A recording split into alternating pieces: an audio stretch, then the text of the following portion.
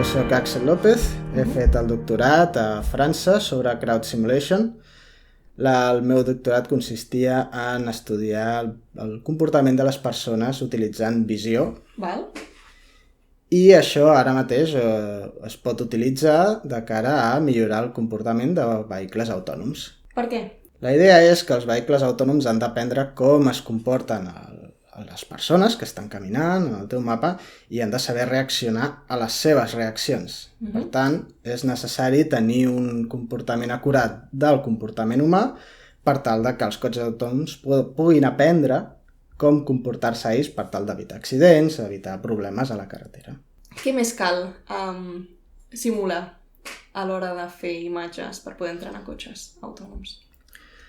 És important poder tenir una representació fidel de l'entorn on vols entrenar el teu cotxe. Per exemple, si tu vols tenir un cotxe conduint en una ciutat, has de crear una simulació d'una ciutat que sigui realista, tant visualment com tot l'entorn que puguis tenir i que pugui influenciar el comportament de cotxes, semàfors, etc. S'ha de tenir en compte per tal de que els cotxes puguin aprendre com conduir adequadament aquesta ciutat. Val, per què entrenar cotxes fent servir les simulacions de Carla en lloc de fer servir el GTA? Bé, la idea és que Carla apunta a ser un entorn més realista, amb una qualitat gràfica encara més realista que no pas a GTA. Tanmateix, proporcionem moltes de les eines necessàries per fer una simulació i un entrenament dels vehicles com cal. Connexió amb el Python API, que és la part important, i després tota la interfície amb sensors i de més, que és necessari que estigui integrat a la simulació. Quins sensors haurien de portar els cotxes per fer servir aquestes estratègies que apreneu?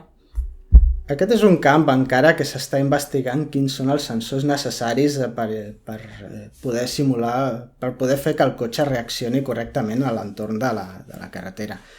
De manera segura serà necessari una mena de sensors visuals, bàsicament càmeres que puguin observar l'entorn del vehicle i per on està circular.